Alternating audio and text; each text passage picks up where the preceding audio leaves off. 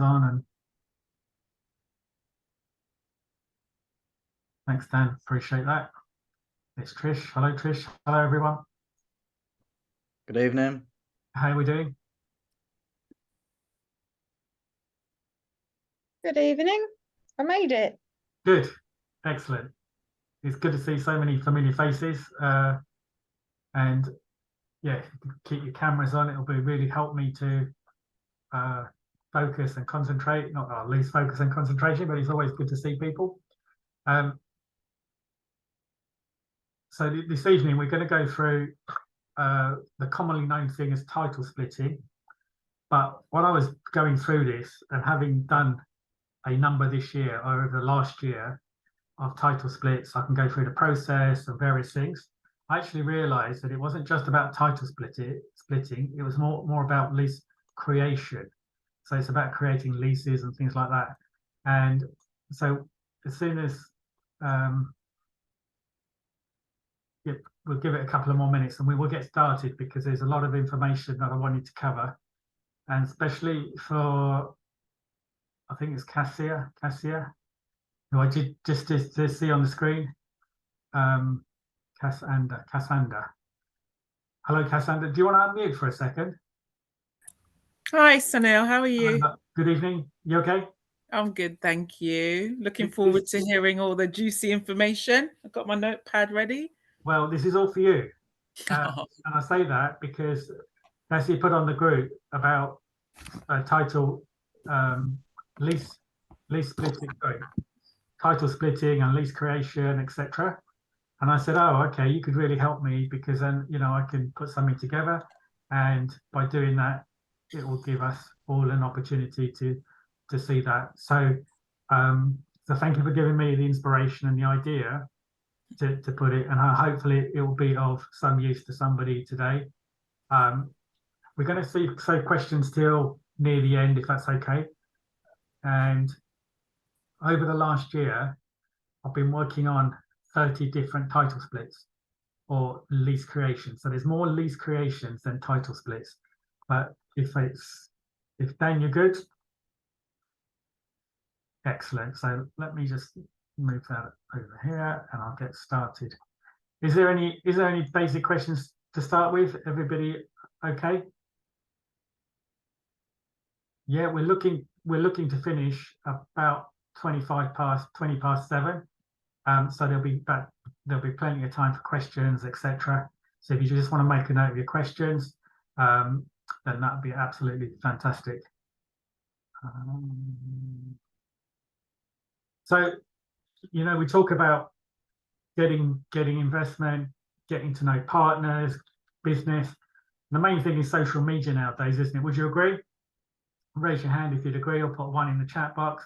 Because the thing is that unless you're out there, people don't know you, and they're not going to come to you knocking on your door. It's never happened to me where somebody's come knocking on my door and say, oh, you know, I've got this amount of money and I want to invest, etc. So we have to make the effort to actually be out there on social media. So the things that I've been doing is, like, if I've attended a training, put it on social media. I attended this training, or I've been to this site, and just put stuff about your journey. And I'm thinking, you know, it doesn't matter what you do. It could be a viewing, it could be anything. It will help somebody, but it's going to build up a story for yourself. And also, what will happen is that the more you do of it, the better it will get. Would you agree? Yeah. So it's really important in this situation. So you're probably wondering who I am, and if you've not met before, on what we do, etc. So let me just quickly run through that to give you an idea.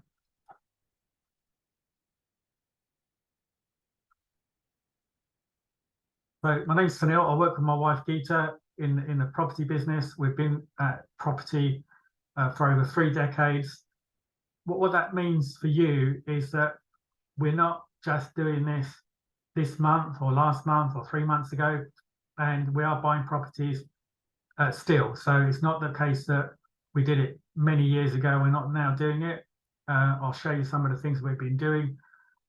Our basic portfolio is very much, the first one that you saw there is a 4-bedroom with a garage in Stoke-on-Trent.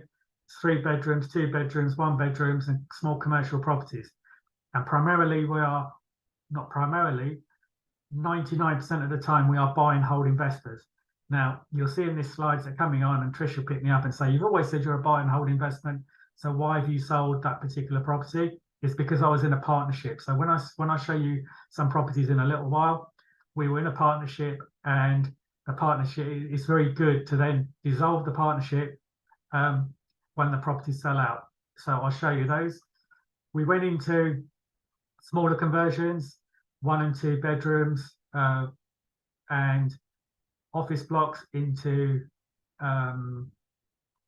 apartments. So we've got an office block just around the corner here, which went from a commercial to 6 flats, and then we bought another one, which was a pub, and the pub got converted, and the beer garden got 2 new. The pub got converted into 3 flats with planning, and then we went back for more planning, and in the beer garden we created 2 new apartments. So there's 5 in that block. Then we went into larger developments. This is church in Dover, and so this was the original. The flooring was done on the picture that's just come up on the right hand side, and then the superstructure went in, and it's got 3 levels, and I'll go through that in a little while and show you those things. So that was a conversion of a church into 9 apartments. That's to show you what I've been doing, or what my wife and I have been doing. We also own an estate agency in Sittingbourne, where I am at the moment. This picture here is real. It's just around the corner. I'm at the office today. This is my office that I'm sat in, but just on the other side here is the other part of our office. So the subject this evening is increasing value by title splitting and lease creation. So I'm going to go through some basic information to start with. So I think it's so important to understand what all the terminology is, etc. So this is the best picture I could find of Daniel, because he always asks me questions, and it's absolutely fantastic. So what I'm going to cover this evening is what is UK, what property titles, what is a deed. Deed and title sort of seem to interchange. So in the old days you had deeds, and they were in big formats and handwritten and stamped at the bottom in wax, and now they're electronic titles and plans. So I'll go through what they are in a minute. What is freehold? What is leasehold? Why create additional titles? What are the benefits of lease creation? Now you're going, well, I know what freehold title is. I know what a freehold is, Sunil. I know what a freehold is, Sunil. Or I know what a leasehold is. I appreciate there may be people on here that just come in for the first time and they don't know exactly what it is. So I just wanted to make sure that it covered it and the terminology, because that would really help the explanations going forward. Is that okay? Yeah, great. What are the downsides to creating leases? What can you split if that's the case? What are the best properties to title split? Do I need to obtain permission for title splitting or creating additional leases? What is the best process? And finally, what are the costs involved? Do you think if I could cover that in the next hour, that'd be good? Maybe 45 minutes, I'll try my best. And then if you've got any questions. So what is a property title? So this is a property title in the land and property in the UK is registered or recorded at land registry, and it's a government organisation. And the way I sort of think of it is the same as having, in principle, land registry is just like the DVLA for your car. So DVLA, you have a car, which is your property or your piece of land, and every vehicle is registered at DVLA in Swansea, and it has a logbook, etc., and it's a database. And very similar, land registry is exactly that. It's a database of land and property in the UK. The one major difference, though, is that I'm assuming that every car vehicle has a logbook. There's some that don't, and that's very similar to land. Not every piece of land is registered. So each vehicle is issued with a logbook showing the registration of the details of the person and the owner. Ownership of land and property is with HMRC, and the records are kept there. Does that make sense? Most of you knew that, so that's okay. So like the logbook, the official legal paperwork is kept at HMRC, and it's called a title deed and a title plan. I'll show you that it's in the same way. Yeah, so the slide's not coming out perfectly, but don't worry about that. The registration of UK property title deeds. So what appears on the title? Title is every piece of property that is registered at land registry is given a title number. Now these title numbers are created by land registry, and it also looks at certain things like I've got properties in Stoke-on-Trent, so that would start with an ST. I've got properties in Kent. If you're in Devon and various other parts of the country, and then that would be different. If you're in Ireland, or if you're buying properties in Ireland or Wales, again that title number would signify at the beginning. So it shows on there who owns the land and property. It can be an individual, a number of people, a company, an organisation. It can also be a government body or even a charity. So you will see on there like our local council. I can go and get their title plan, and it will show which part of the council owns it. Whether that property has a mortgage on it and who the lender is. And if there is more than one lender, their details will also appear. Now, the important thing here is the restrictive covenants. What are the restrictive covenants? These are undertakings or promises not to do certain things. Like on the older ones, you can't clean your windows on a Thursday or something like it may say. On the church project that I showed you before, it said that we could not open it for a religious event, or we could not have any religious activity there because they wanted to protect their faith. And secondly, we couldn't open it up as a pub or anything that would be unforeseen, as in brothel or anything like that. Does that make sense? Yeah, excellent. So details of easements. So these are rights of ways over people's land. And this is the land registry, or that document shows all that information. And I'll show you why that is important in a minute when I can move forward. So this is a land registry document that I have. It's a real one, and this is the church I showed you at the beginning of the project. So it shows you there the title number, which is TT 48511, and it shows further down that this is the freehold land. So it's showing it's freehold. It's in Dover, in Kent, and it's showing that the owners of this are in 2004 is the Beacon Church Christian Centre in Dover, London Road, Dover. So it's telling you who that. So they sold it to us. So I've just put the seller there. So they were the owners in 2004. It's showing you the location, the address, and the title number. So then it's showing this particular document. So when something transfers from one owner to another, there's a document that the solicitor fills in, and it's a transfer document called TP1, and they fill in the details, who the seller is, who the purchaser is, and the purchase price paid. So this is showing us that the new owner's details. So we brought it on the 5th of April 2016, and our company is called Beacon Church Limited. Now it's very similar to what they were selling. So they wanted us to change that name, but it still remained the same. So we currently have the Beacon Church Limited. And this is our address where we are today. And the price we paid in 2016 for the church there was 135,000. And it's showing there the transfer that happened. So it's the record of transfers that happened at land registry. The owner being a company called Beacon Church Limited, and the transfer took place on the 7th of March 2016. So I'm going to just ask if anybody's got any questions at this stage, because I've given a lot of information. So if anybody's got anything that they want to pick up, I'm happy to do that. Does the title always contain the purchase price? I'm not sure who asked that, but no, they don't. And more recently, I don't think they do. So they don't always have to contain the purchase price, but I think that land registry and that have put it in to protect people. So it shows that if the HMRC want to check, they can check that detail very quickly as well. So if somebody's trying to defraud, like stamp duty or paying tax or whatever they are, then yes, but it doesn't always. So I've got some pieces of paper that don't actually show that. It's a good question. Thank you. Is that Ravi? Yeah, brilliant. Any other quick questions that we've got there? Most of you have seen those documents? Yeah, that's good.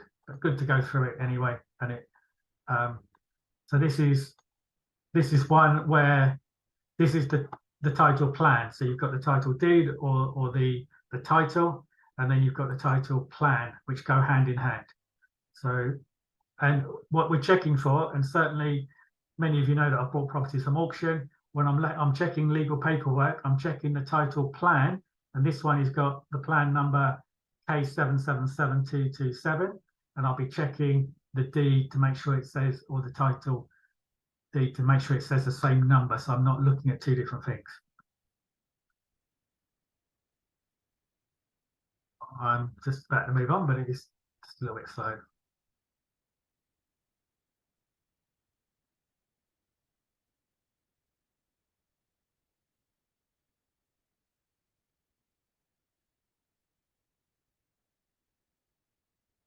But that's what I've just explained. In addition to the title deed or title, there is also a title plan. The plan shows the location and the boundaries of the property or the land.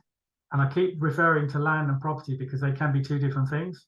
The title plan has the same number as the title deed, or it should have, and you can check this information out at Land Registry at that website. And these are the costs. You can get a summary for free, and then you can buy the title register, the title and the title plan for £6 in total.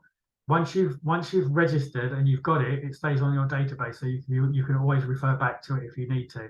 This information is so important to, if you're doing title splitting or anything, to check that information. And we're always on Land Registry to look at, even if landlords are coming wanting to rent their property, we can actually confirm that they are the owner. So freehold versus leasehold, or what freehold is, and I just want to cover that very quickly. Freehold,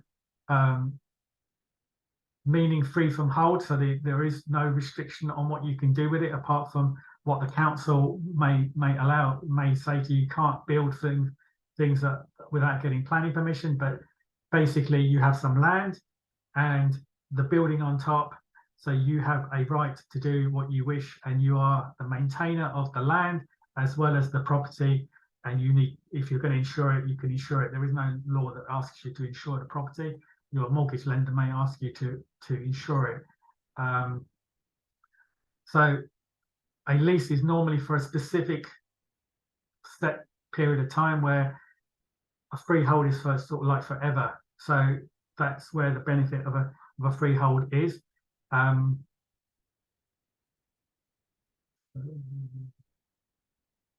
Yeah, so there's an example there that one of our landladies, she owns a leasehold flat and wanted to replace the kitchen, and on the terms of her lease stated that that she must obtain written permission from the freeholder. So that's quite onerous, as in, just the replacement still requires her to obtain permission. I'm sure that I know she didn't get refused, but the point being is that she has still had to go to the trouble and probably an expense to get that obtained. So freehold is the best, and you have outright ownership, and it goes on forever, where lease will come to an end eventually, even if it's, and I'll go through in a minute, leases are normally 99 years, 125, or 999 years. Leasehold does not have the same benefits because, as I've explained, that for the reasons, they are cheaper, but you still have to pay for the privilege to your freeholder and the freeholder does all the repairs, but they can charge you for it, and they can charge you management fees and things like that. So normal leases are specified period of time. So after 99 years, that lease will run out, and it will revert back or go back to the freeholder. Now you would have to pay if you wanted to renew it. We've done new leases at 125 years because that was the best way to market them. So title splitting, and I'll just go through title splitting. The creation of lease is where the process of you take one piece of land or a building and you divide it into a number of parts. Title splitting can also refer to the process of dividing up legal ownership of property. So it can be land, it can be property, it can be commercial. It's not normally residential, but it can be residential. So where it has to have certain things like it has to have its front door, it has to have its own electric, gas supply, etc. So can I just ask, is it anybody's birthday today? Raise your hand if it's your birthday today. No? Okay. Look, this is what I was shown as this is what lease, parting of a lease.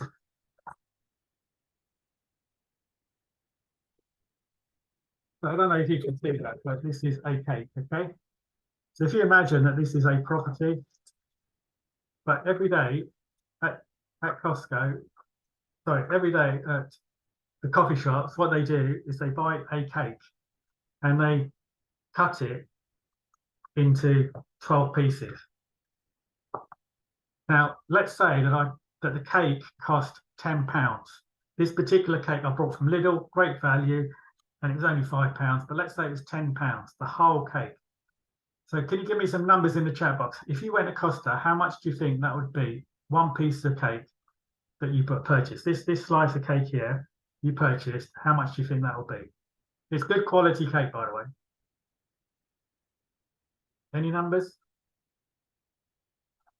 I'll just check my chat box. Yeah, £3.50, £5.95, £4. So let me take an easy figure of £3. Okay. So let's say that I brought the cake for £5 and we've cut it into pieces and we've sold it. And we've got 12 pieces. So 12 threes are 36. Would you agree? So now we've got a cake the makeup as a cake hasn't changed. The ingredients haven't changed. It's just how we split it. So now we've got a cake which is worth in total £36. And if we took away the £5 that we paid for it, we make £31 profit. Okay, would you agree? So let me just put that back for a minute. I have to be careful and not drop it.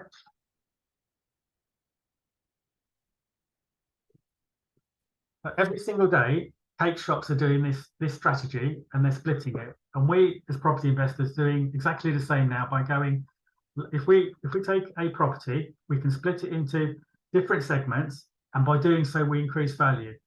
Would you agree with that? Does that make sense? Yeah, it's all about title splitting, is all about increasing value. But as we were saying this morning on Club, it's a strategy where you don't need builders. Sorry, my screen's. So you don't need builders. You don't need to do anything in terms. You need to find a property, but when you found the property, it's more of a paperwork exercise. So typically, when a property is divided into smaller parts and sold as proportions, it gives you more value.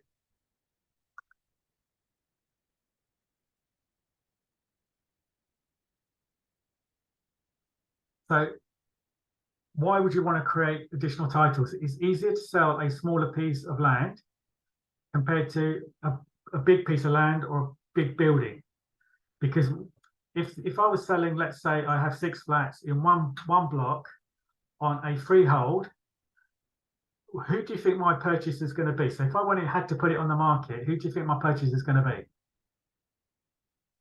Please feel free to unmute and chip in.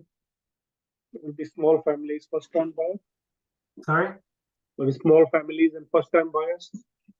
Yes, if I had 6 flats on a single title, it'll probably be an investor who'd buy that. So the I'll market, buy them. yeah, that's brilliant. So you're an investor, so you say, okay, I'll buy all 6. Okay, but that market is then limited. So by splitting them, it's easier to sell, would you agree, 1 flat at a time rather than 6 in one go? Yeah. Let me just move that out of the way. So it's easier to sell one flat at a time because there's more people going to be in the market. Therefore, creating additional leases, you have the opportunity to increase your market size, or the people in the market that may be interested in the land or the property which you're offering, as is accessible to more people. So that's the key, making it accessible to more people. And I'll go through where other areas where it's more beneficial. Therefore, by creating additional lease, you'll have the opportunity to increase the market value, as we have seen in the cake situation, where the whole lot was valued at one price, but when you split it, it became a higher price.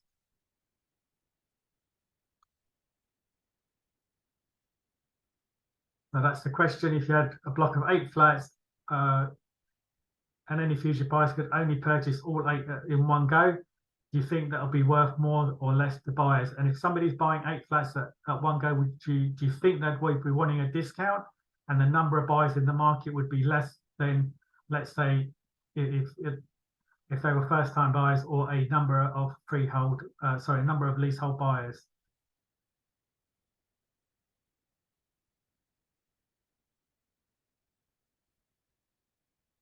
So sometimes land is too big, so it's land or property may be too large to be sold as one unit, and then the opportunities that developers may split the title of the property to facilitate partly development and dividing up the plot into smaller parts so they can create residential opportunities as a commercial or mixed use.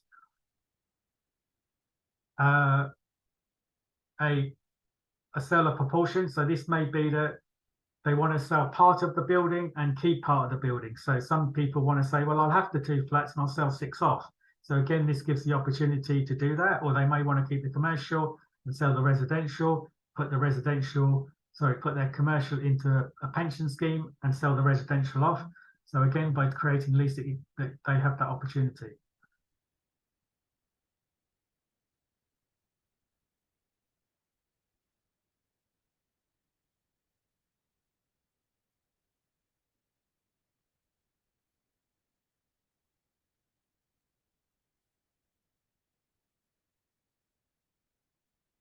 So the other reasons why people want to create leases, it may be for inheritance and tax planning. So when they divide a property up, they can actually gift it or will it to different members of the family, so, or friends, or whoever they wish to. So rather than giving the whole property to somebody and then they end up arguing, it's very good to go, well, okay, I'll create 2 leases, and if there's 2 flats, and I'll give one to my daughter and I'll give one to the son, because again, that they have the control to be able to do that. And I think that's an excellent idea, to be able to have that ability to transfer property across. And this gives the opportunity to split the freehold, split the leasehold away from the freehold and keep the freehold if they want to. So I'd want to keep the freehold in most cases because it gives me control, but I may need cash flow or injection of funds. So I may create a number of leases and sell them going forward.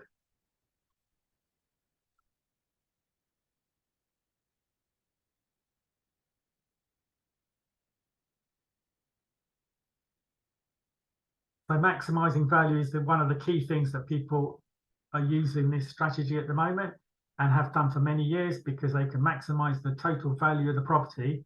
So in my situation, I have a block of 6 flats, as I mentioned, and when I go to a bank, I can only go to certain banks, and they will value that property. The property is valued at 900 if they were individual leases.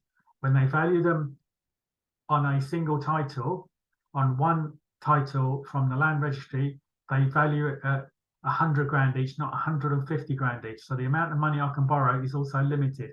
So again, the ability to borrow money increases.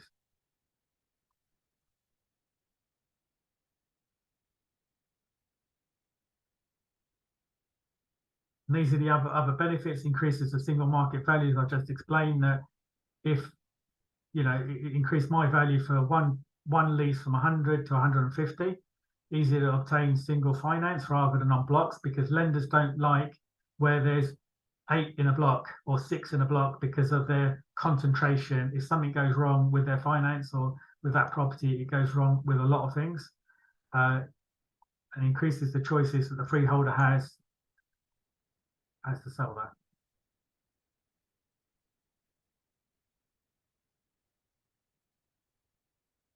The downsides are that when you create leases, there is a cost, of course, like legals, architectural fees, and when you go to refinance, you're then, in the example that I've been talking about, you're then making an application for 6 flats, 6 individual flats. So you have to pay 6 times the fee for evaluation, 6 times the valuation, a fee for the solicitors, 6 times like the finance fee or broker fee, whatever you're paying. It's individually, it's more money. If you're doing it once, you just pay the one fee, which may be a little bit more, but it's not going to be 6 times the value. So that is one of the things. And tax becomes due on the transfer of assets within a trading group, but there are ways to actually get around that, in terms of if it's in a group and you transfer properties, you don't have to pay capital gains or stamp duty. So there are ways that you can work with that.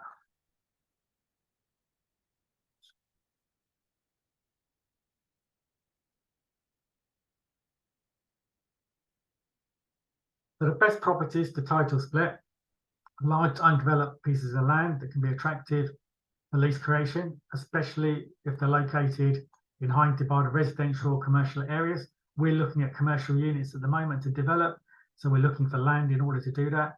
Land with potential, or land where planning has not been granted. So I'll show you an example in a minute where we've been doing that over the last 3 years. We've actually got a piece of land, and I'll go through that in a second. So land is very, very, very, very good. Mixed use properties, commercial and residential, large properties, and freehold blocks of flats.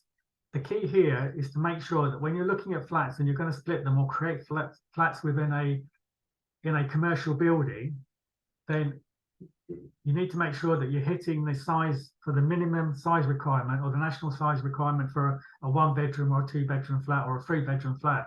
So if you're going to create 6 1-bedroom flats, then the property has to be large enough to have the communal areas, plus you'll be able to have 50 square meters on a 1-bedroom. This is the current and in my local area, but that is the national standard. But some councils are working to higher standards than that. So if there's a London standard which says that they need to have a higher standard of room size. So can you all see this particular one? Yeah, just give me thumbs up if you can see that project there. Thank you. So this is a piece of land which I've been talking about. The picture in the middle shows the pathway, and then you've got the boarded up bungalow, and this has it was an orchard to the side, and this is part of it where we've been working on it over the last couple of weeks.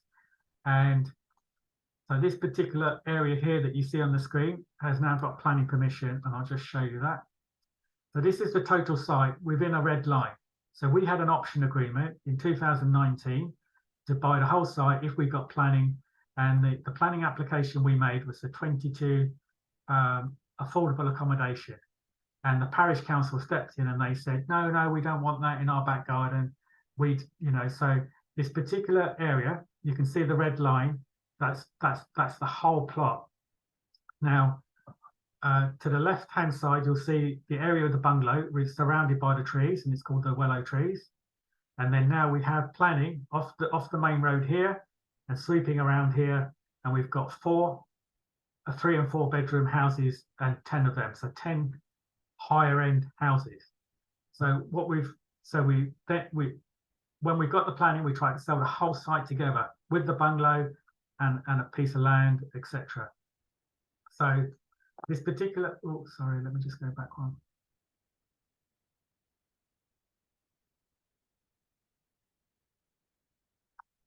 So this is the bungalow, and it sits in this red line here, the smaller part. So that is where we split split it. So this area here in the red line has the bungalow. The drawing with the purple road has the development of 10 houses, or will have. So what's happened here is that we've actually split this site into 3. So you've got this red line,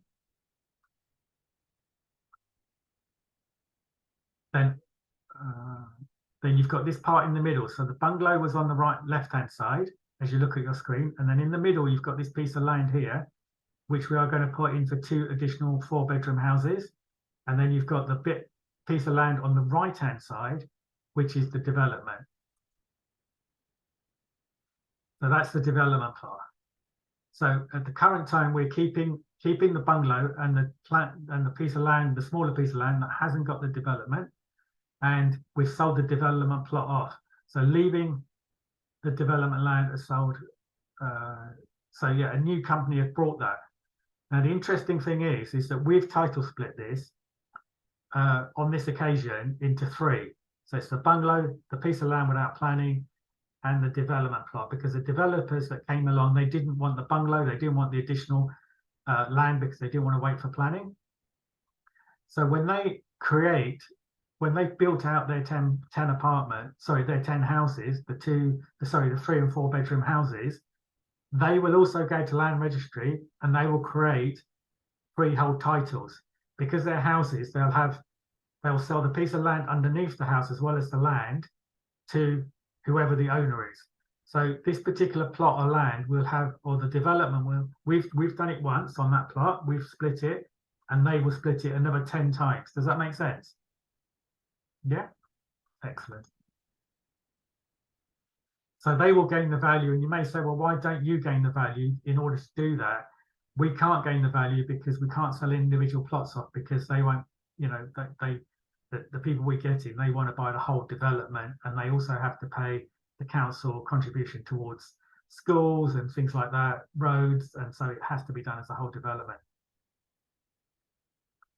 So this is another project that we bought in 2016. It's a commercial project. So at the bottom you see here that it's a coral shop, so there's a lease on there, and then at the top there's 5 windows. Then the 3 windows to the left-hand side, that was 1 apartment, and then we converted that. So you can see the picture of the apartment there, and we converted the upper. We were having rent was coming in on the bottom, but we converted the apartments. We converted the uppers with an entrance around the back into 4 apartments. So that was a conversion. And you may remember this one, Trish, because we had to put in the fire protection because the road was so far away.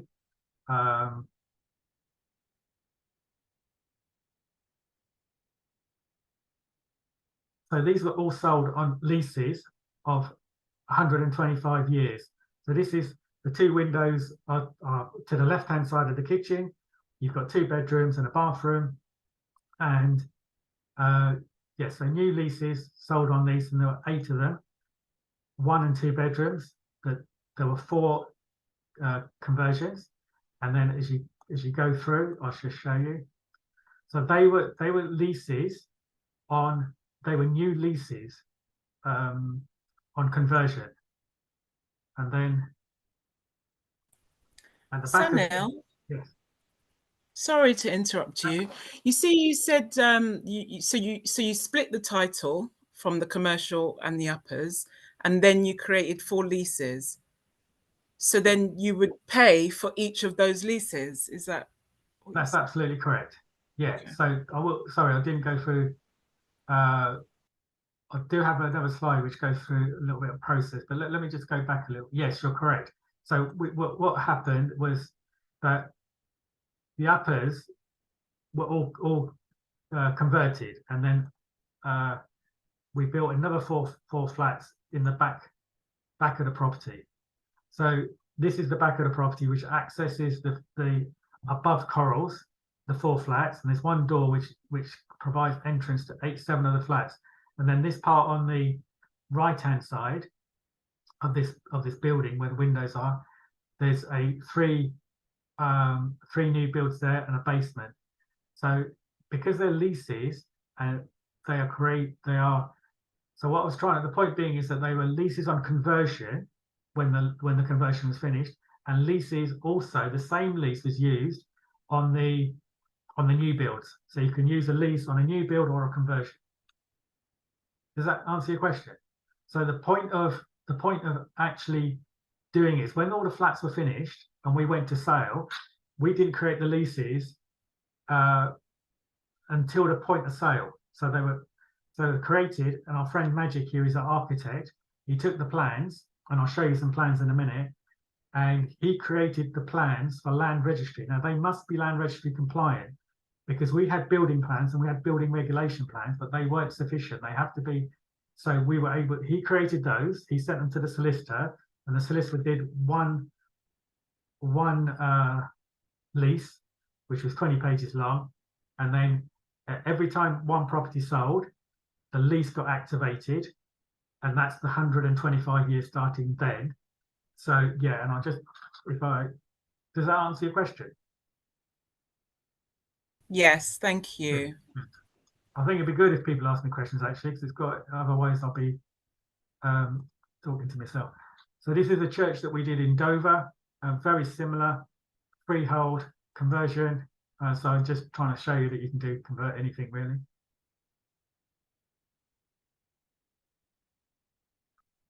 So that's the finished product, and it is on YouTube and all that if you want to take a look at it. But right, so this here was the title plan, and this is what I was showing you before. That in 2004, the Methodist Church, where it says there, owned this piece of land, right, in the red, within the red line.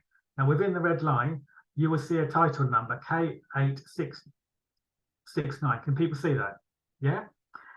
So what they did is they drew a green line and they created another title, TT48511, and that's what they sold to us. So they did their title split. They sold us to church because they didn't want the church. And this is where your question just came in, Cass, is you can see here the apartments. Now this is what Magic, who's here with us this evening, our architect, provided for us. So there's 3 floors. On the ground floor, you've got 4 apartments, and it goes 3, and then on the top 2. But if you look at, for example, apartment number 3 here, actually, let's go to apartment number 2, the light blue coloured, and you can see that red line shows what's in that flat. So it's a 1-bedroom, bathroom, and an open plan living room. And basically, that bit in the red line is what that leaseholder owns. Okay, but in this situation, we are keeping the leases, but we split them in order to raise more finance. So the lease will be created. Beacon Church Limited will create the lease, and the freehold will go somewhere else. So there'll be a freehold, a separate company, and a leasehold. So that's the next level. And you can see apartment number 7 is really big, and apartment number 6 is a lot smaller, and that's because they're going to be different types of people who want that accommodation. So the architect that we use was extremely good, because he created different size apartments for different people, so that the rents are different. And you can see there that if they were all the same size, then yeah, that would be, if the market changed, etc. So we have 5 2-beds and 4 1-beds in this area. So they don't own the leaseholders, the leases that we'll create, and the company that will own the leases, Beacon Church Limited, they won't own any of the communal areas. So the communal areas will go to another company, but we'll go to a lender, and we have gone to a lender and said, right, I've got 4 flats that I want to refinance. This is the information. Now the problem they've had is that they've gone to land registry and they found the previous title, and it shows a freehold, and they're saying, well, on the freehold it's this, but we're not asking you for freehold finance, we're asking you for new leases, but they can't see them. And because they can't see them, it became a challenge for them, but we've got over it. So what you see here is that each red line represents an apartment, and if we wanted to, we could say, oh, I'll sell 1 apartment because I've already got the lease created, or I can refinance that. If I go to a lender and say I want to finance these all in one go, on one title, then it's going to be 9, and it's very more difficult. So these are the large ones at the top, worth about 200 grand in Dover. So when you look at, sorry, let me just go back. So when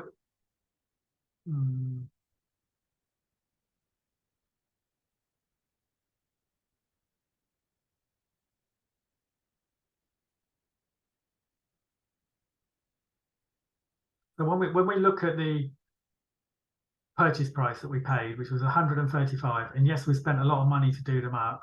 One apartment gave us the money for the total purchase price. So the one apartment that we created gave us the money for that purchase price. Now, this is, hang on a minute, I just let me get myself sorted.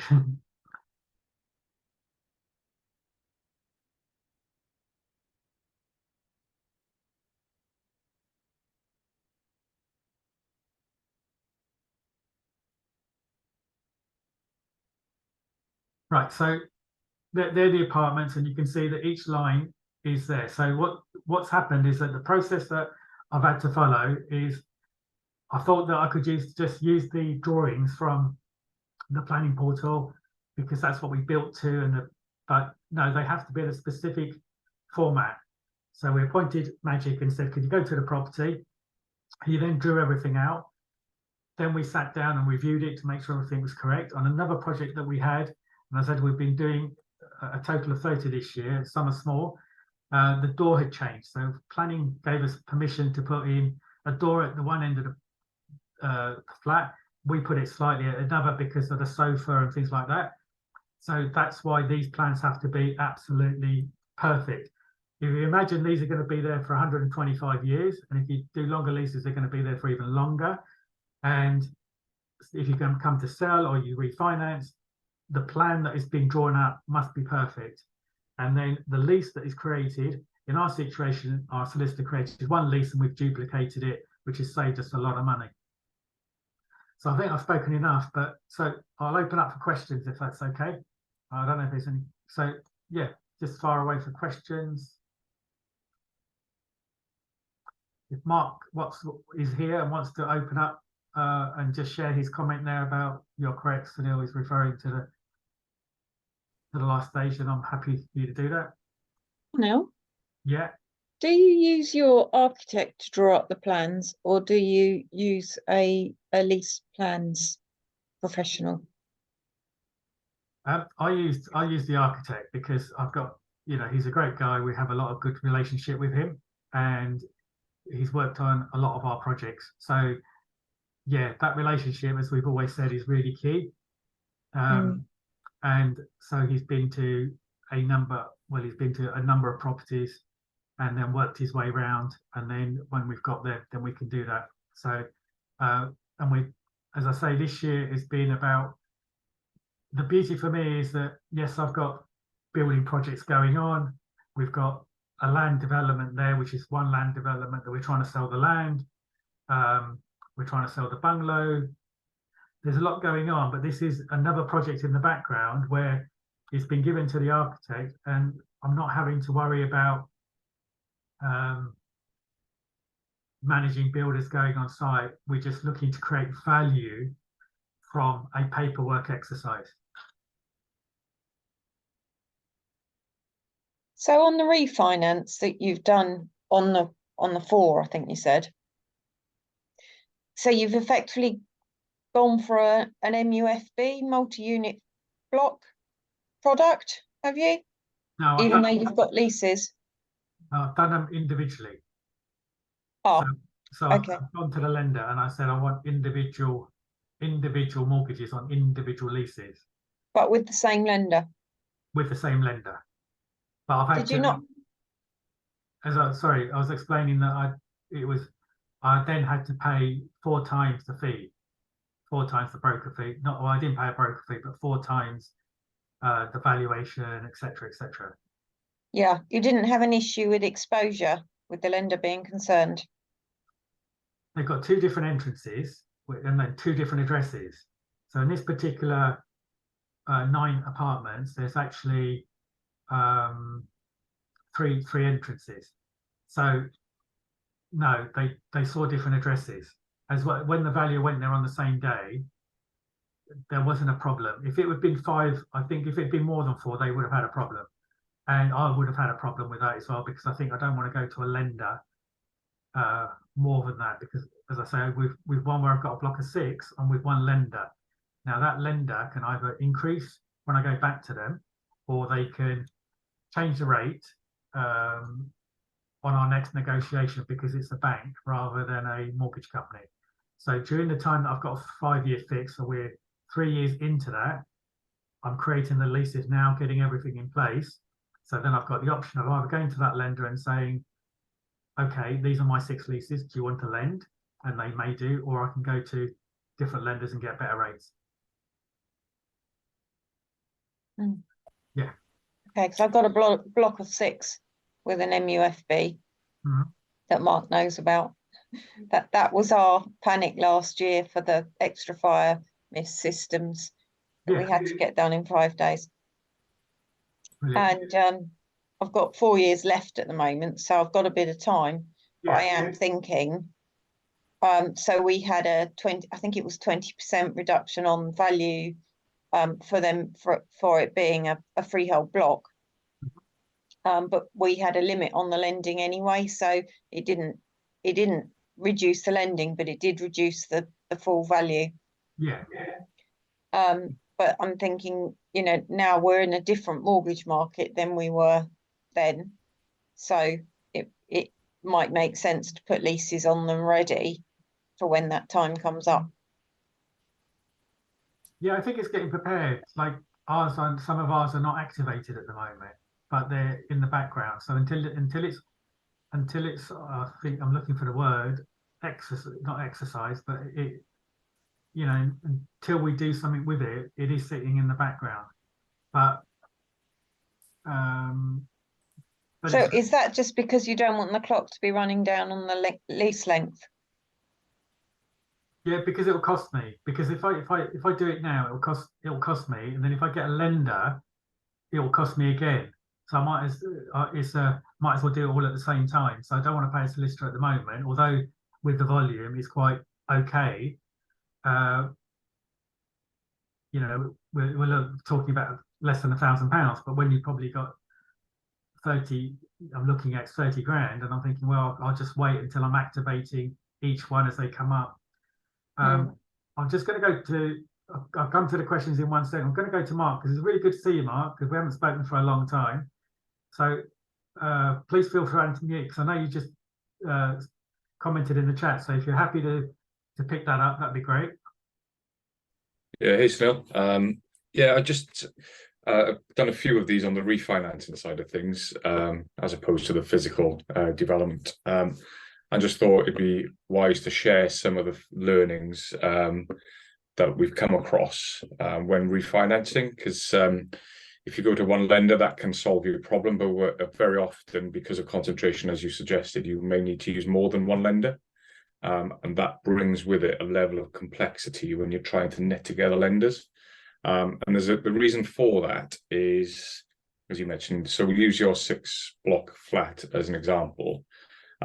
Typically, and all of this is typically, every lender is slightly different. So I'm just going to use typically what we see in the marketplace is they will cap their exposure on a block to either 2 units or 25%, whichever is the greatest or lowest. So that's something to bear in mind. So you'd probably expect to see on a block of 6 flats, 3 different lenders, each of them doing 2 of the flats each. Now on its own, that seems fairly straightforward. You just get 6 mortgages and what have you. However, in the scenario that you're saying, you continue to hold the freehold, albeit in a different entity, but you will be a connected party to the freehold as well. And what the lenders will then subsequently want is a charge over the freehold. Now, with freeholds and charges, you can only give, if they want a first charge on the freehold, one of those 3 lenders, it stops the other 2 from taking a charge. So clearly, it locks the whole property up, or all of the leases then, for mortgage purposes, because no one else can take charge on the freehold. So just be very careful when you're knitting together the lenders to make sure that they don't take either they don't take a first charge. They will do something called a third party or a comfort charge, because you can have as many of those as you want. Or they don't take a charge, or the one that you won't come across very often is something called pari passu, which basically means charges the rank evenly. That's a bit more complicated. So just be careful when you're knitting together lenders. The freehold comes into play quite a lot.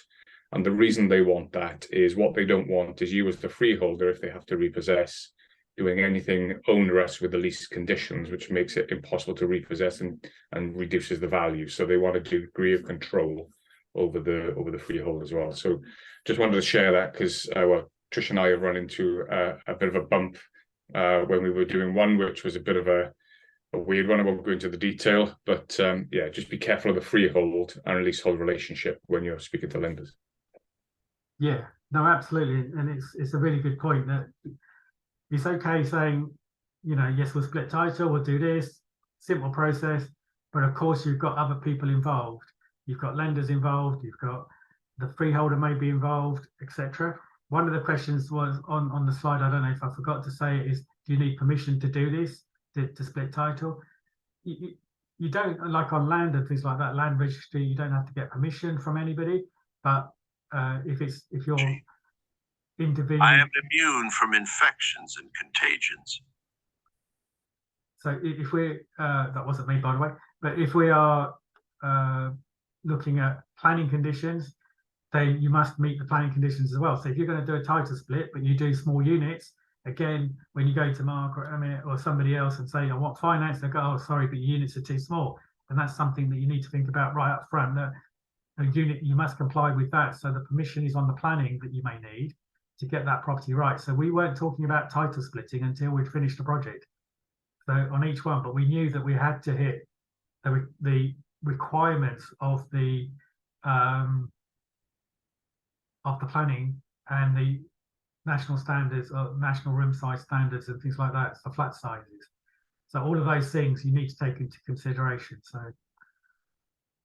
there is a couple of questions in the chat. I'm going to go to Cass first, if that's okay. I think you just had your hand up earlier, Cass. Yeah, I just quickly wrote it in the chat, but I just wanted to know, when you was talking about mortgages, is there anything that we could prepare in advance to speed up the process or have documentations ready, or, you know, is there anything that we can have ready in advance to just go to the lawyers so we're not to avoid the back and forth? In what respect? In terms of getting the mortgage or the lease or the... In terms of, yeah, the whole process from the beginning. So you want to split your title. What documents do I need to produce up front? And then if, you know, creating the lease, is there anything that I can prepare in advance of those conversations? Yeah. Or is it just... Absolutely. For me, I found that this process of title splitting or creating leases very easy, because as I say, our architect magic is here. We've given him information and said that this is the address, this is the planning portal, this is what we've converted or built, and he will then produce a plan. And then we give that plan to the solicitor, and the solicitor takes that. She's written a lease, and I've been asked some questions. The solicitor's charged £1,000 to create that first lease, number one master lease, and some of these projects are £1,000 to get the plans, depending on if they are large, small, etc. So it depends on the project. If it's a 2-unit or 9-unit, it's going to be different prices. But if you budgeted for £1,000 for an architect on a small and £1,000 for a solicitor, then the next leases, number 2, 3, 4, and 5, that our solicitor is charging us £350 plus VAT. So the work had been done, and it's just a duplication. It's just an address change, because all the other terms I wanted to be the same made my life easier knowing that what they were in. So from that point of view, that is very much a delegation and checking process. You get two professionals and they do that. What you need from a lender point of view, I'll go back to Mark and go, what could people prepare beforehand apart from passport ID and all those sorts of things? Yeah, well, just bear in mind that you are doing 6 different mortgages, therefore you may well be asked to provide the document 6 different times. So, you know, if it isn't ready once, it's not going to be ready another 5 times. So everything is just exacerbated a little bit more with regards to that. I think just be clear on what your intention is. Obviously, engaging with your solicitors well in advance. Financing actually is probably the latter stage of the question. You need to engage, as you say, with your architects, your solicitors, all of those individuals before you consider financing, I guess. Yeah, but you'll have your traditional, just get, you know, your bank statements, all of those stuff, that the standard stuff that's asked. But just bear in mind, as you say, you might find you go to lender A and it's really simple, straightforward process. Lender B might ask you for a completely different set of documentation because their underwriting process is different. So unfortunately, there's no one size fits all, but you'll have your typical bank statements. And if you're working with a broker on it, I would just say get everything over to your broker ASAP, because that'll just make life easier for you. And they'll have to do it 6 times, not you. So I'm going to go to Daniel in 1 second, but there was a question about, could I just cover room sizes? Yeah, when you're going to planning for conversion or new builds, there are requirements that the living space, the bedroom, the toilet area, the communal area must be to a certain spec, and the planning book, each council will have their specifications. Now our local council, you know, they have their own standards, but then you may put an application in on that standard and they go, oh no, today we're working to the national standard, today we're working to a London standard. So you have to take those things into consideration. Now, we had an application in London where all the room sizes matched. Their requirement, everything was perfect. We didn't have enough communal space, as in garden area, so they didn't allow it. I've got another where I've been talking about this block of 6. We've got an application in to build on top another 2 flats. Everything is great, and one thing is that we don't have enough bin area space. So they're saying that on Friday they may refuse it, but we're trying to work out a way to get bin area space for them. So yeah, we've already got the property, we've got the land, we've got six flats making income. So the opportunity was above that, the airspace, to actually build 2 other flats and get planning. Now, even if we don't build them, it will of course increase the value of the whole block, and then we can look at lenders who will lend individually or jointly, etc., as being covered. So let me go to Daniel, and part of my presentation did appear this evening where there's loads of questions about. But I'll come back to those. But Daniel, do you want to unmute? And thanks for being here this evening. Hello, everyone. Quick question. Have you ever done title split on completion? So let's say it was already converted. There's not really much you can do, but obviously you can see the uplift in the property. So, you know, you go to specific lenders where they would value it on, you know, the end value, where, you know, you buy you know, a freehold block. So let's just say it's 2 flats, for instance. Well, there's a couple I'm looking at the moment, and realistically, nothing needs to be done. So I'm just thinking, really, rather than, you know, go through the palaver and, you know, get dragged out just buying it cash or what have you, and then doing a title split after. If you ever done a title split on completion, where, you know, you exchange, you have the solicitors write up the agreements, providing you have the lenders in place, which agree to that, and then, you know, upon completion, you know, you end up with, you know, 2 flats rather than, you know, just one building. Yes, absolutely. These are all on completion. So these leases, like the picture you see there, that was a conversion of 4 and then a new build. That was all on completion. So the lease actually activates on the day of completion, and because until that stage, we as the freeholder own that flat. So we had the last flat which we owned as part of the freehold, and on the day that it completed, it moved forward to the new owner. But of course we will maintain the freehold. So it is always on completion. What I'm referring to is if you're the purchaser rather than the vendor. If you're the purchaser, you're saying, are you? Yes. Yeah. So if, for instance, there is a property which has already been divided, there's not really much uplift you can do in regards to, refurb or what have you. Everything fits the requirements, space standards, etc. Rather than actually purchasing it and then, start splitting it after the fact. Providing you have lenders lined up, which would then value it on the uplifted value on the actual separate flat. So you have two separate lenders. And actually buy that way, so you don't require as much capital, and on day one then you end up with a property that has been divided up, and then you can do it that way. Yeah, again, I think that with our church situation, we are dividing it, but on completion. I'm not sure if I'm missing a question. So Mark, am I understanding that correctly, that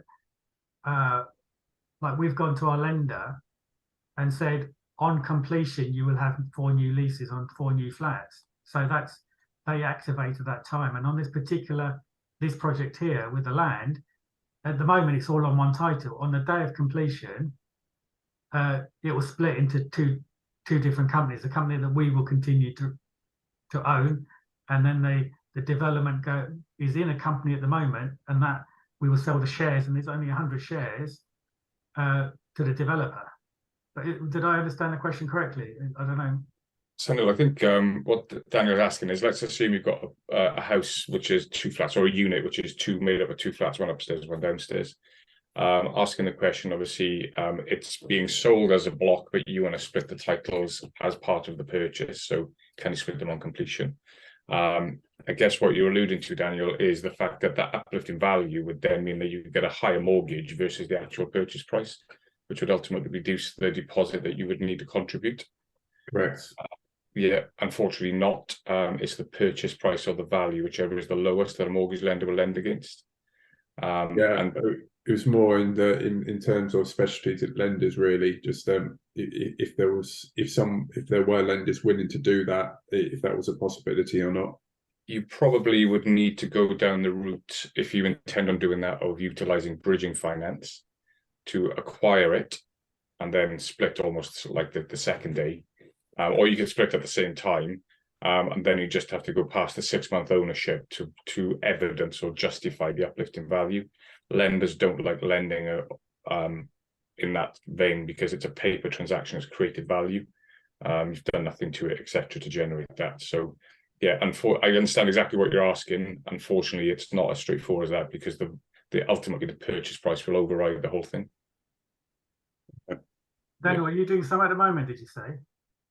Yeah, I'm just looking at a couple of properties at the moment, and it's basically 2 properties which have been divided into flats. One of them needs no work at all, so everything looks all right on paper, but actually, going through the process of just wondering, the optimum way of buying it. So obviously, as you know, my brain's very creative, and I've got lots of questions, and thinking about different ways and think outside the box. I was just wondering if there's a way to bypass the headaches and dragging it on, and obviously if you're going to go down the route of bridging, then obviously you've got the arrangement fees 2 or 3% plus like 6 months minimum. It all depends who you go to, but ultimately that can add up quite quickly. So just wondering if there's a way to bypass that. So yeah, it's just a couple of things I was thinking of at the moment. I wouldn't say it's impossible, Daniel. I was just saying it would be a stretch to find a lender. You'd have to really sell it to the lender as to why you're doing it.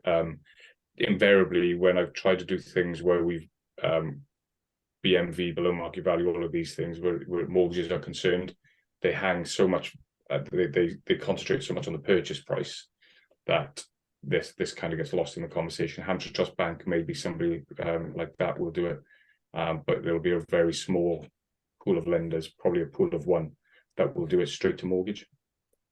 Yeah, I did have a brief conversation with Cash, which is a broker, and he mentioned it could be a possibility, but I didn't really dive into it too much detail. So I just thought, you know, as the topics come up tonight, I thought I'd chuck it out there and, you know, see if anyone's done anything like that. So, Yeah, Daniel, as always, you know, you do think outside the box, and it's really brilliant that you ask loads of questions. I'll put Mark's details in the chat, and also put a mix, but, you know, I know Mark's doing this sort of stuff, so it's really good to see him here, as I said. So, you know, the number's there if you want to reach out to him.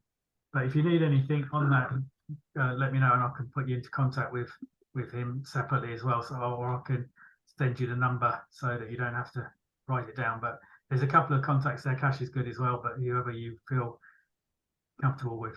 Yeah. it's good. Thank you both. Yeah. And Daniel, we do have time for questions, so don't worry about, you know, I still have 20 minutes. So let's go through. I'm going to go to Clive next, and then Raj, and then come back to anybody that wants to go ask questions as well. Clive, you okay? Good evening. Hope Helen's all right. Yeah, good evening. Yeah, thanks so much for all this. That's okay. It was a bit rushed, but yeah, you good? Yeah, we're all fine. We're all fine. Good. Well, it is. We've actually looked at a place that's 2 houses on one title, and I'm not sure if I'm getting a little bit too ahead of myself because of where you were saying things about leasing and splitting. All we would do is literally split. So you'd end up with 2 houses. You've got to split the back gardens, and that's it. Everything is separate. But you were saying you need to value each of them. At what point do you need to value it? Is that just for mortgage, or is that for? No, I think I value quite early on, Clive, because then I know what, if it's worth doing, if it's correct, what's the opportunities. Because when you actually split something, let's say you like that, the one that we've got is a bungalow, or you've got a property and it's got a piece of land on the side, that's got a certain value, and the land on the side will, of course, be of value to that property, whether you've not got a neighbour close by. So as soon as you cut that piece of land away from the house, it devalues the house a little bit. So you need to know what that devaluation is. And yes, you're not creating leases there, because that's the difference, because a title split can be 2 freehold titles. There's a freehold title and it's got some land on the side, is your case, or 2 houses. Yeah. And when they split into 2, then they become freehold. It's when they're in a block, or when that you'd have the creation of leases. But where you're actually on the land and you're selling the land, then you'd get a separate title for that particular part. And you see a lot of houses where big gardens, big side parts or gardens, and people have sold them off on a separate freehold title. Yeah, but what I'm saying is, if it to value them, are you talking about to value it for the title split? I'm not talking about for myself. I'm talking about, you know, I know both of them are roughly what they're worth and that it's worth doing. What I'm saying is, do you need to have a value to land registry for each of those when you split it?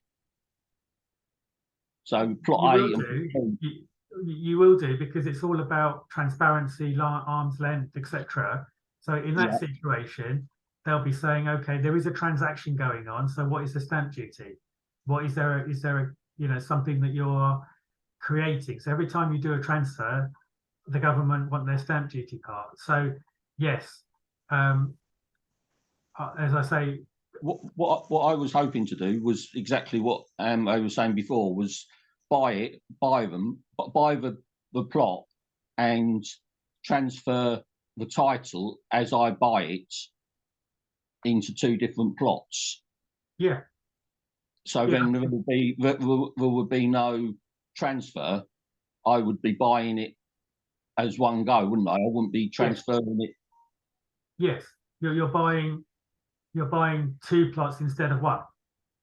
Well, on day one, I'm creating 2 plots, so I wouldn't need to do anything else for that, would I? No, but the valuation part comes in, and we have a valuer on the WhatsApp group that is very reasonable, and we do try, and sometimes we have to get information, so as in, you know, this is correct, and then we use that even if it's not for mortgage purposes.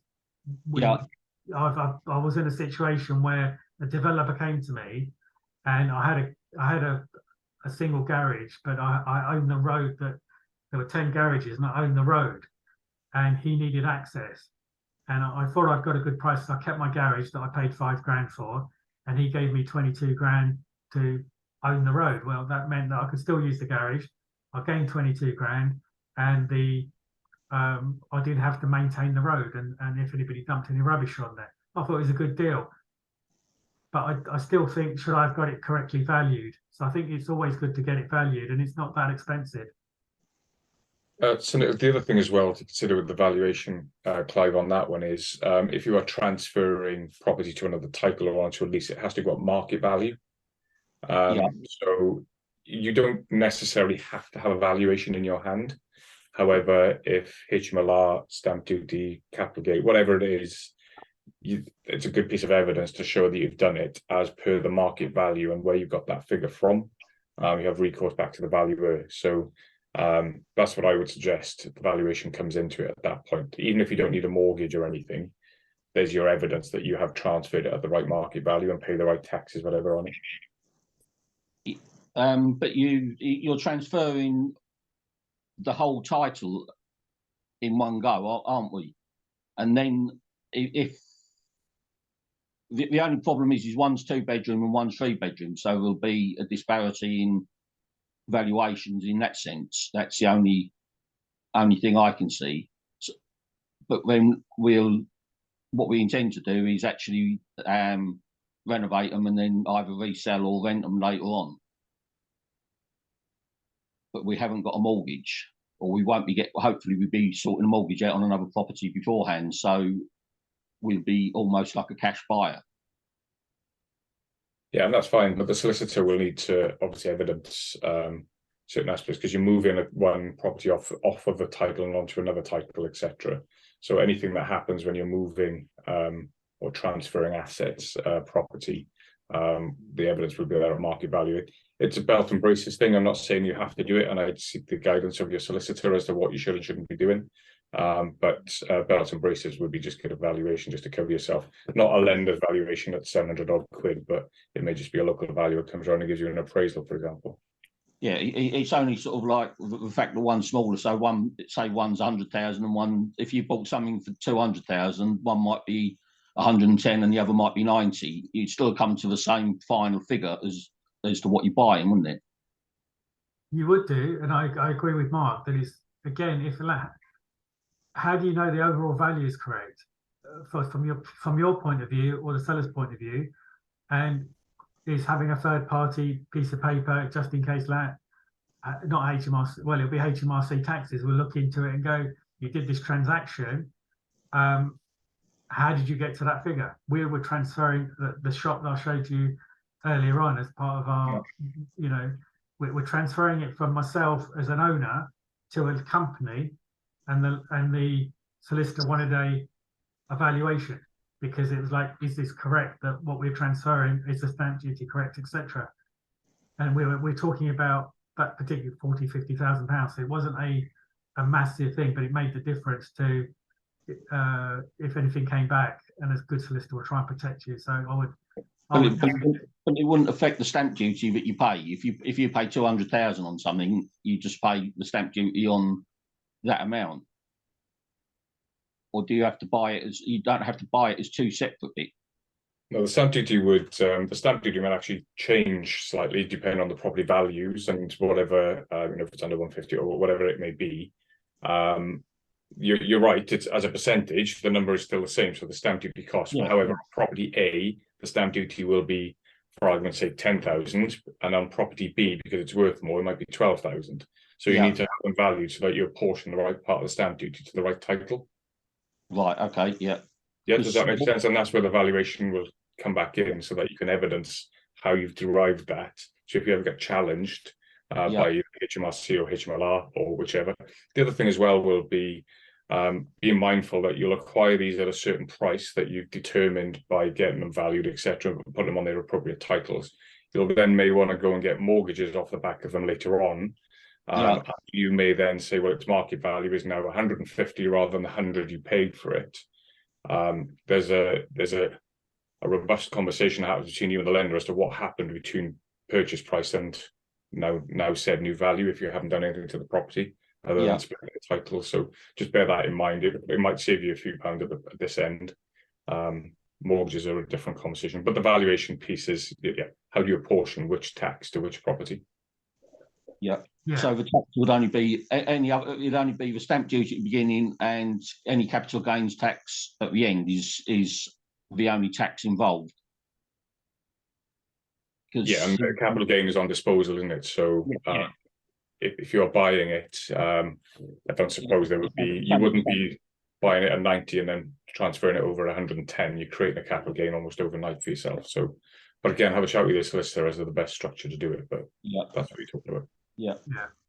And the other thing, can any solicitor do the title split, or does it have to be a specialist? And also, do you need to get proper drawings done? And has it got to be a certain type of surveyor that will do the drawings? It's literally just drawing lines on a title as such. I know it sounds. To be honest with you, Clive, that's what I thought, and I actually thought that one architect had got me planning, so it's official because I got planning permission and I use those drawings. But what land registry want is a specific way of that it's there. They need it in a certain format, and that's again what I thought is that I already had plans, but I didn't, so I had to speak to Magic. Magic, would you like to come in there with anything on that? Would you agree?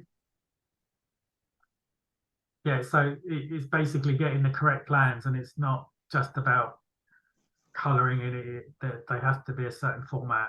And in terms of the solicitor, can you use any solicitor? Yeah, it's quite a standard process, and there are specialists as well, but getting the right solicitor is important. The solicitor, there's two solicitors that I work with, and they're great because, they're not cheap, but they save a lot of time, and I know longer term they're protecting me, and the volume that we're looking at doing, it's worth making sure that it's correct. So there are specialists, but most solicitors should be able to do that.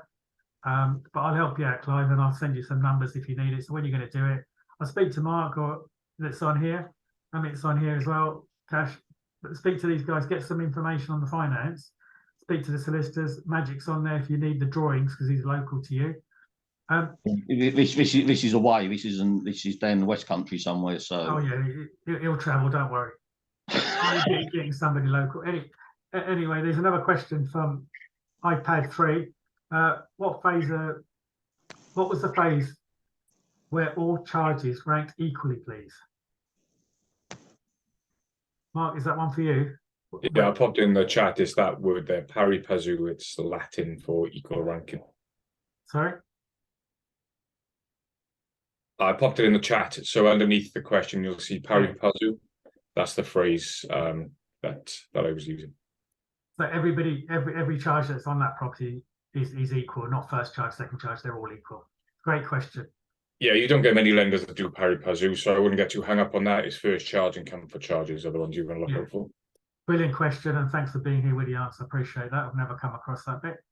Raj, good evening. Hello, good evening. Hello, how are you? I'm good, thanks. You? Yeah, good to see you. Great to see you too, mate. Okay. I've got no idea about title splitting. I'm very new to title splitting. I deal with vital arts, other thing. If I want to start because I've got a house which has 2 rooms downstairs, bathroom downstairs, first floor up to 3 rooms and another bathroom there, if I want to split this into two properties, basically, one upstairs and want to have a separate door, from where would we start? Do you have any guide, step-by-step guide? Is it going to start from a planning, or is it going to start from a title splitting? Imagine if I do a title splitting, then plan if I don't get a planning permission. So how does it work? Would it create additional stamp duty? Yeah, so what have you got at the moment? Have you got 2 separate front doors, 2 separate flats, 2 separate meters, electric, gas, water? No, at the moment, it's a big house, basically. All these rooms are in one house. And if I want to split into 2, So Yeah. I can put from front, I can split into 2 doors or something Yeah. like that. Yeah.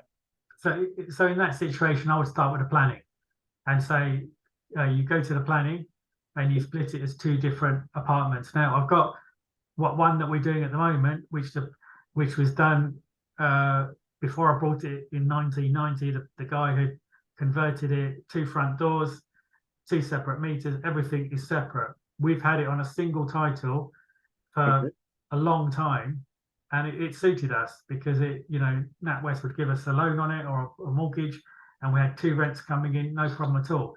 We're now in the process of splitting those separately.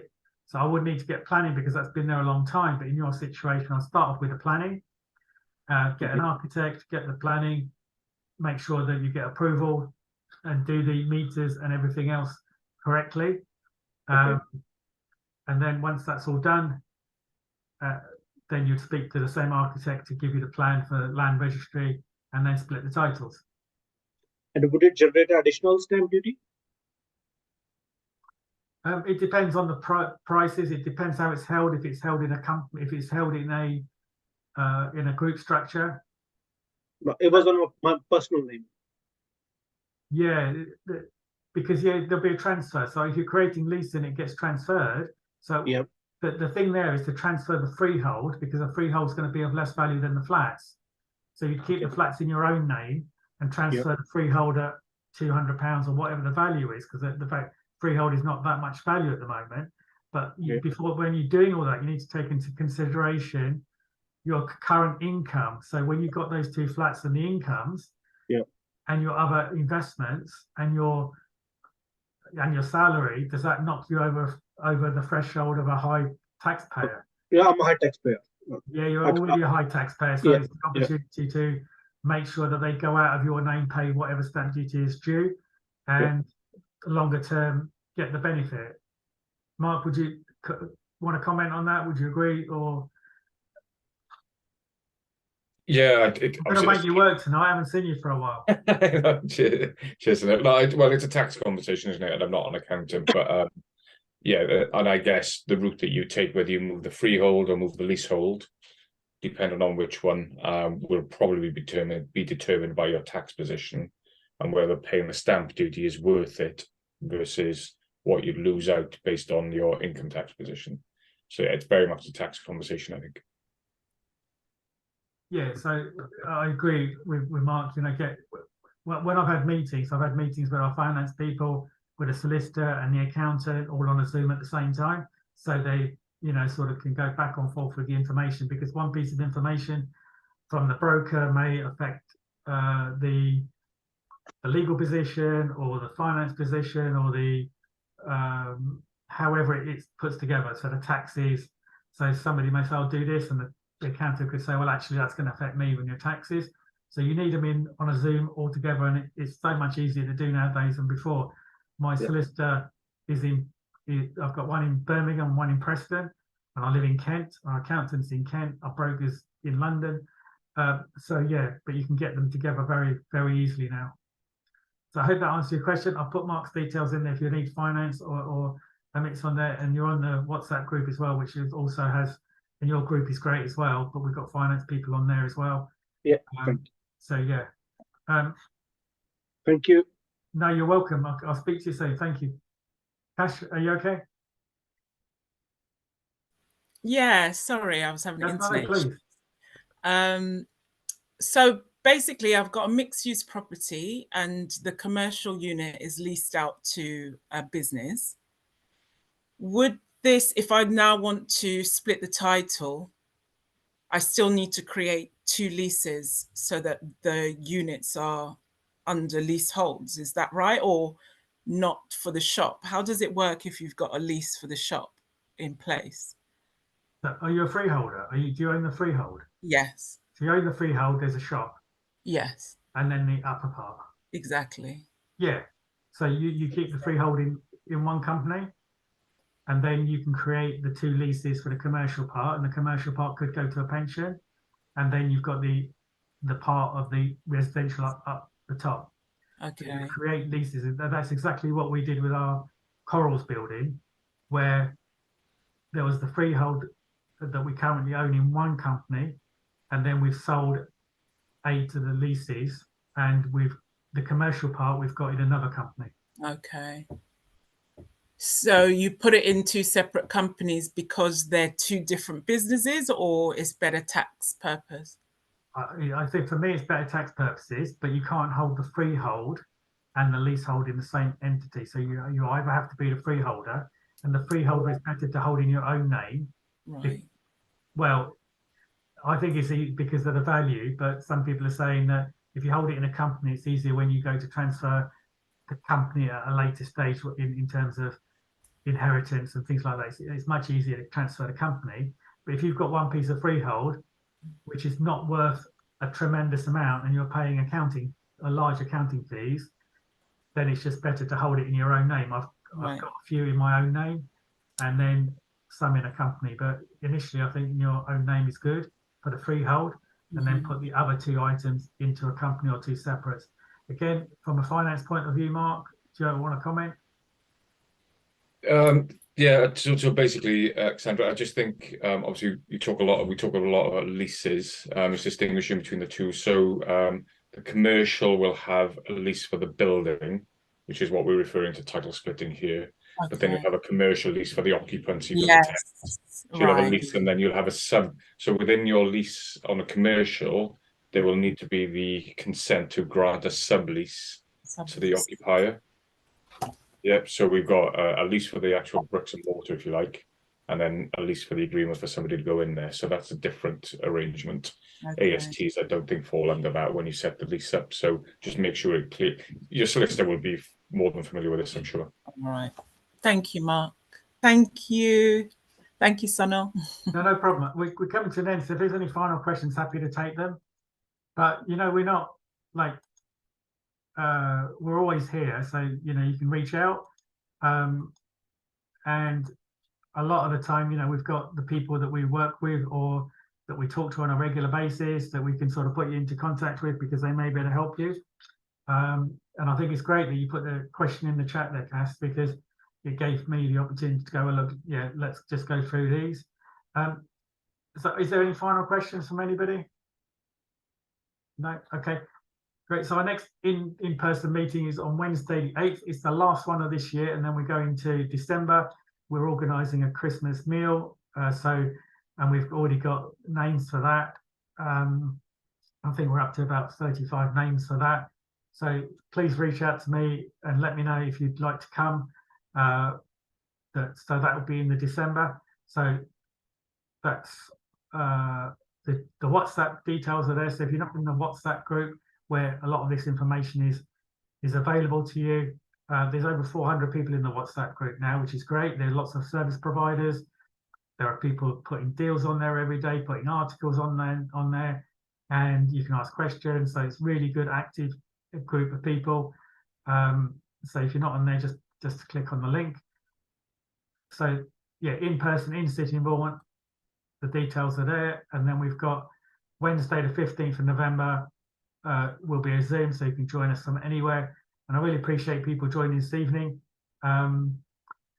As I say, we're always here, so if you need any information, then please pop back to us.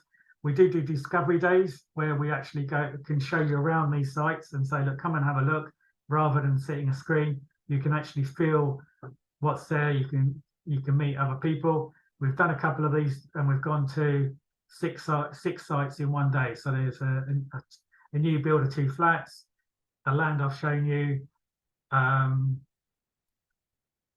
Yeah, there's loads of projects going on at the moment, which is great to be able to look at them, ask questions, talk to your colleagues, and just get some ideas. So those dates will be coming up, and if you're interested, again, just let me know, and I can.